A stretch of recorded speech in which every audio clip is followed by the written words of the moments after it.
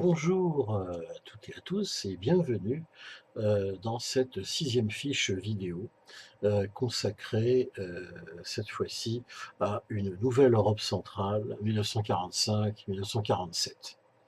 Vous vous souvenez, nous avions laissé notre espace géographique en pleine tourmente avec des pays inféodés au Troisième Reich, hein, qui avait rallié le camp d'Hitler, surtout suite à des souhaits révisionnistes, des traités de paix comme la Hongrie, comme la Slovaquie, comme aussi la Croatie. Hein. C'est la période où les grands ensembles qui avaient été créés après la Première Guerre mondiale sont partiellement détruits. Hein. La Yougoslavie sera démantelée, la Tchécoslovaquie aussi, hein, suite à Munich, hein, on n'y revient pas. Et puis, ben, pendant cette guerre qui va faire quand même à peu près 60 millions de morts, comme je vous l'ai indiqué, avec des campagnes militaires particulièrement horribles, comme celle de la Pologne, hein, avec près de 300 000 morts en l'espace de quelques semaines. Hein. 100 000 morts, par exemple, aussi pour la bataille de France, hein, c'est-à-dire la conquête en 1940 de la France. Tout cela fait que l'Europe, mais le monde aussi, puisque cette guerre est mondiale avant tout, ne l'oublions pas, elle aussi, et fera que, eh bien, on aura en effet une hécatombe probablement encore pire que celle de la Première Guerre mondiale. Pour régler tout cela, eh bien, on va se reconcentrer à nouveau forcément sur l'Europe centrale, et ce, dès le début de l'année 1945, puisque au terme du déroulé du conflit, qui, je vous le rappelle, voit en 1941, hein, tout simplement la rupture du fameux pacte germano-soviétique dont nous avons déjà parlé, hein, ce pacte germano-soviétique qui est rompu, hein, par Hitler, qui agresse l'URSS au printemps de l'année 41, et qui va évidemment jeter Staline, cette fois-ci dans les bras des Occidentaux. Hein. Euh, et surtout, n'oublions pas pour l'année 41, le 7 décembre 41, 7 décembre, la guerre devient complètement mondiale puisque les Japonais détruisent la base aérienne de Pearl Harbor, hein, à Hawaï. Donc, on est dans un conflit qui, rapidement, en quelques propos introductifs, hein, que l'on peut donner, euh, aura un coup d'arrêt en ce qui concerne l'expansion hitlérienne à l'Est, avec la fameuse bataille de Stalingrad en février 1943. C'est là que les troupes allemandes sont arrêtées, que une énorme, comment dire, euh, un énorme groupe de soldats, hein, est finalement fait prisonnier, plusieurs dizaines de milliers de prisonniers. Hein.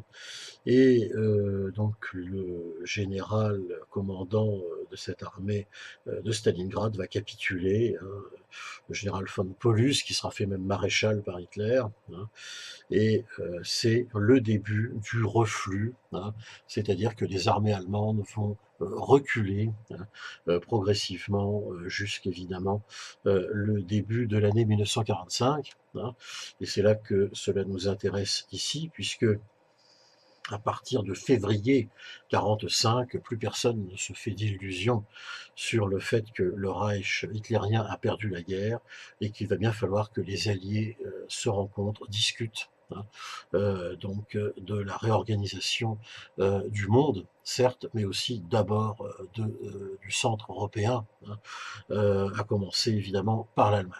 Donc du 4 au 11 février, hein, ça va être donc une série de conférences, hein, la conférence de Yalta, hein, qui a lieu donc en Crimée, hein, au bord de la mer Noire, conférence organisée en territoire soviétique par Staline.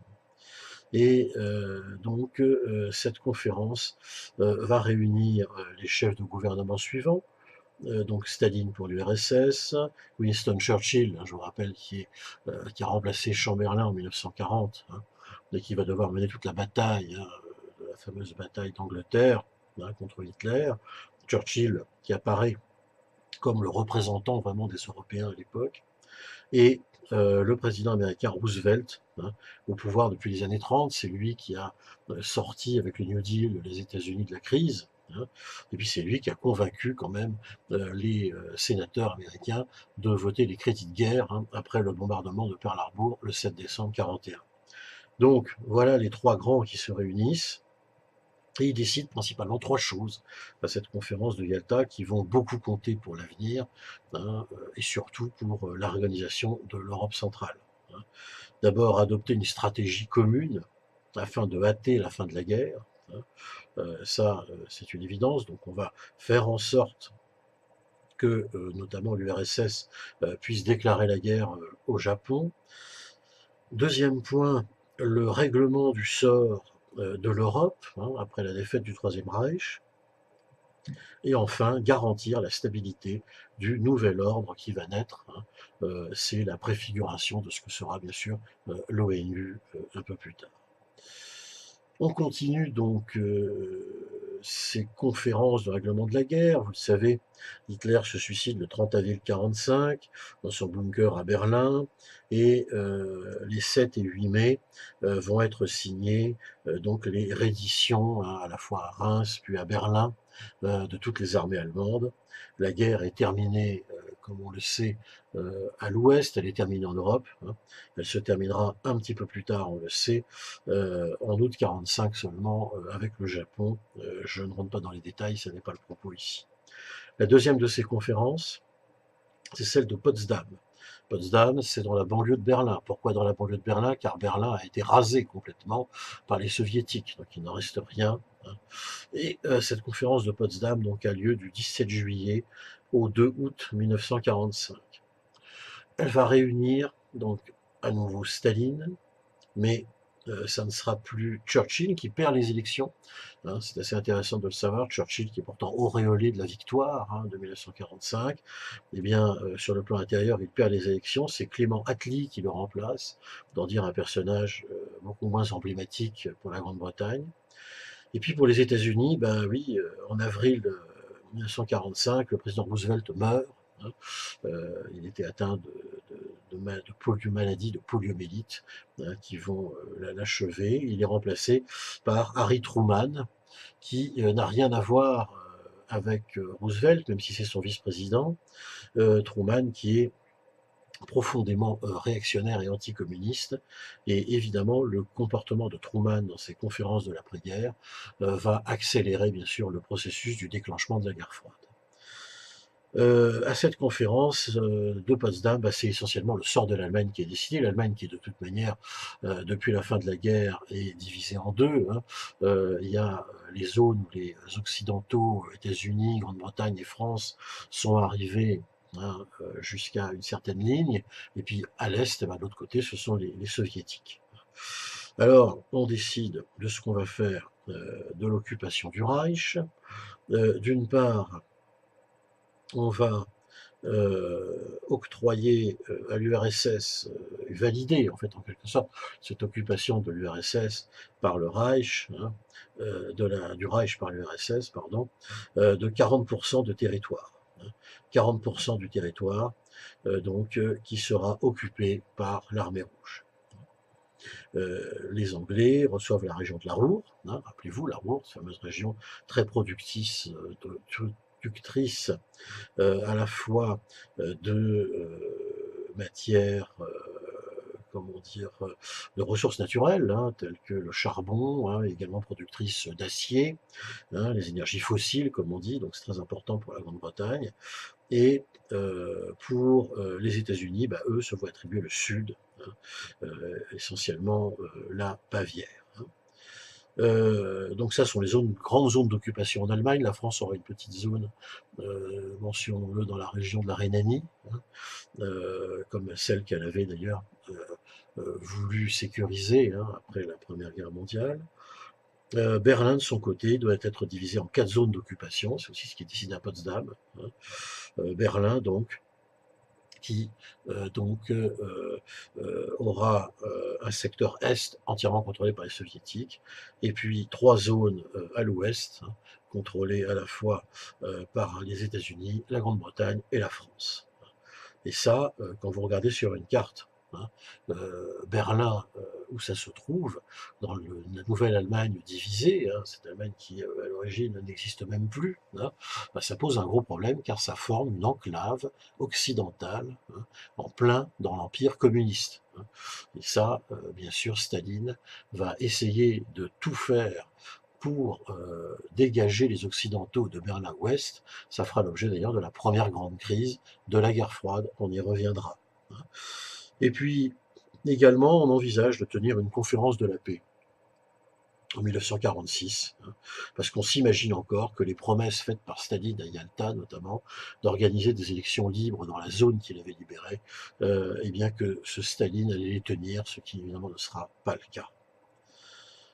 Autre aspect de cette nouvelle Europe centrale qui va naître, bah, c'est l'organisation internationale qui normalement devrait gérer, hein, si vous voulez, l'ensemble de ce que l'on vient d'évoquer, de ces esquisses un peu de ce monde centre-européen qui se met en place. C'est l'ONU, hein, l'ONU fondée le 26 juin 1945 à San Francisco, comportant 51 États vainqueurs des puissances de l'Axe, hein, et qui, cette ONU, donc, repose sur deux principaux piliers, hein, que sont son Assemblée générale et, surtout le plus important, son Conseil de sécurité. Hein, l'Assemblée générale comprend tous les membres, hein, tous les États membres, et la plupart de ces décisions n'ont souvent qu'une valeur consultative, alors que le Conseil de sécurité, lui, est un organisme clé. Hein, organisme clé, puisqu'il peut siéger à tout moment pour adopter des résolutions visant à préserver la paix, hein, en cas de crise grave, hein. Donc c'est un organe exécutif. 6 membres qui sont élus pour 2 ans par l'Assemblée et 5 membres permanents, hein, disposant d'un droit de veto. Ça c'est important, c'est-à-dire le droit de dire non. Et qui, dans les votes, qui possède ce droit de veto? Essentiellement les États-Unis, l'URSS, la Grande-Bretagne, la France et la Chine.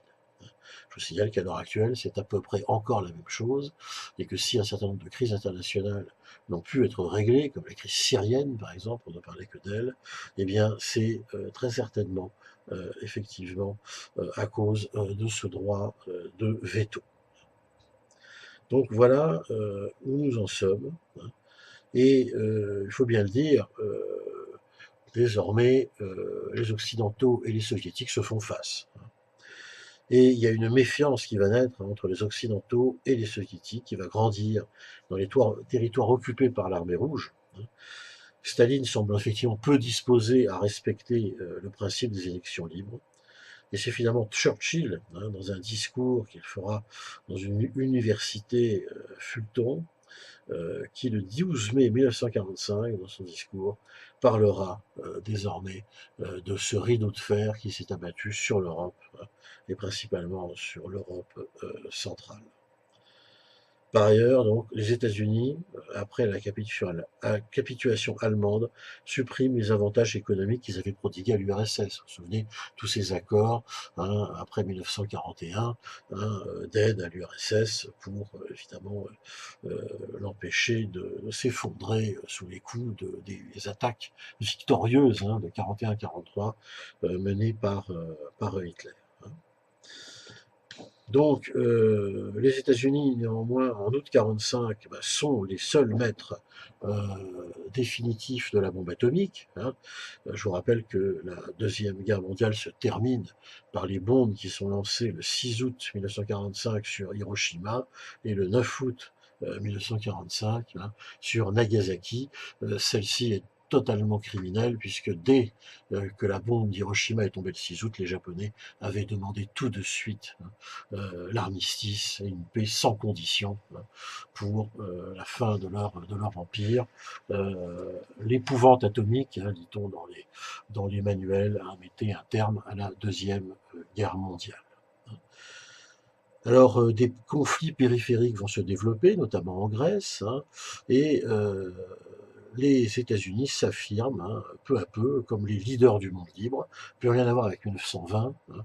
Cette fois-ci, les États-Unis s'affirment vraiment comme une grande puissance nucléaire, hein, et dont l'ennemi principal, eh bien, sera donc évidemment l'Union soviétique de Staline.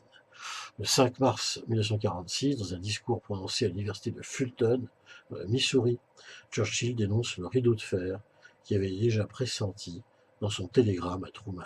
Hein. Et le 12 mars 1947, Truman définit la doctrine du containment, dont le but essentiel est de contrer l'expansion du communisme.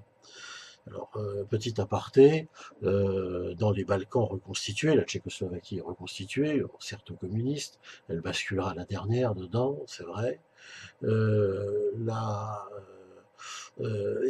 Également, les différents États vont peu à peu basculer dans le camp du communisme. La Yougoslavie, qui s'est libérée toute seule grâce à Tito, elle, aura un statut particulier, puisque les Yougoslaves seront, comment dire, exclus du camp socialiste, hein, tout simplement parce qu'ils ont accepté, Tito a accepté en partie le fameux plan Marshall, que Staline avait totalement interdit aux pays communistes de le prendre.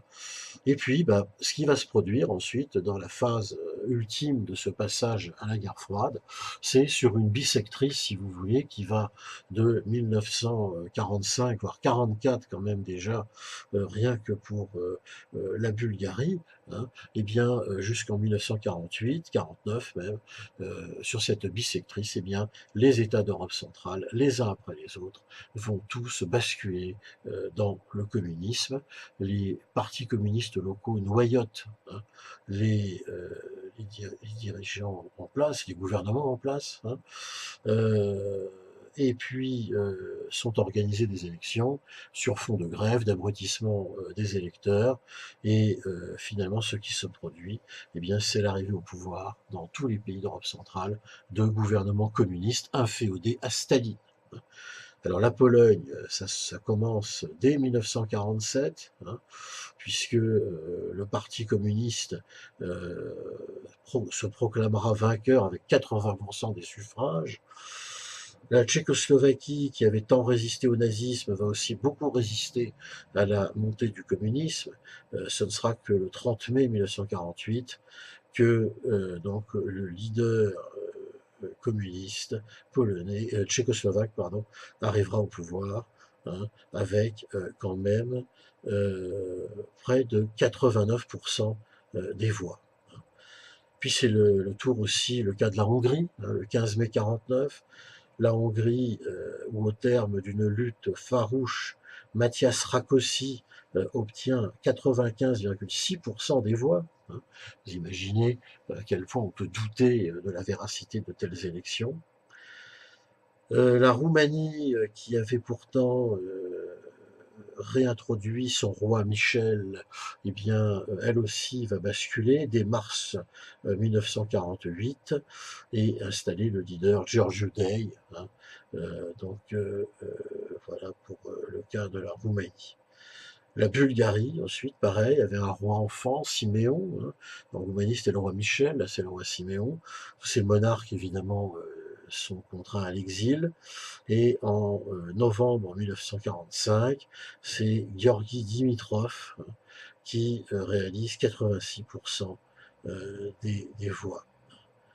Enfin arrive le cas de l'Albanie, hein, qui est resté à part hein, dans l'univers yougoslave, car l'idée d'origine de Tito, rappelons-le quand même ici, c'était de créer dès 1945 une très grande Yougoslavie, c'est-à-dire un État qui aurait, eu également comme État fédéré la Bulgarie, la Grèce hein, et l'Albanie. C'est bien, ça n'est pas arrivé, hein, mais si les Grecs étaient rentrés dans cette très grande fédération, il faut savoir que la région de la Macédoine hein, serait devenue une grande Macédoine, en fait, de cette très grande Yougoslavie. Tout cela n'est pas arrivé, mais ça explique aussi les choix de certains politiques. La Yougoslavie, donc voilà, on vient de l'évoquer, hein, elle aussi, mais grâce à Tito, eh bien, une économie mixte va se développer. Et comme vous le savez, ce qui referme le livre de cette période que l'on a évoquée donc ensemble ici, eh bien, c'est que le plan Marshall, qui va être proposé par les États-Unis très très vite, hein, dans cette deuxième partie des années 40, va diviser définitivement l'Europe en deux. Hein. D'un côté, les pays qui vont l'accepter sont les pays de l'Ouest, et de l'autre, les pays donc communistes qui, sur ordre de Staline, ne l'accepteront pas, sauf la Yougoslavie, pour des raisons de dissidence, comme je l'ai indiqué tout à l'heure.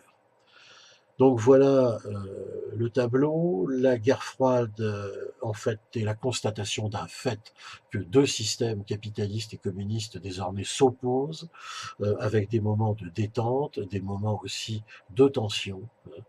Et il faut aussi savoir que tout cela obéissant, hein, quelque part, aux forces profondes de l'histoire, hein, tout simplement, eh bien, que ça n'est pas très étonnant que des crises progressivement vont apparaître entre ce gigantesque empire totalitaire triomphant de Staline, hein, en 1949, hein, et de l'autre côté le monde occidental, hein, en pleine crise de reconstruction comme nous l'avons évoqué.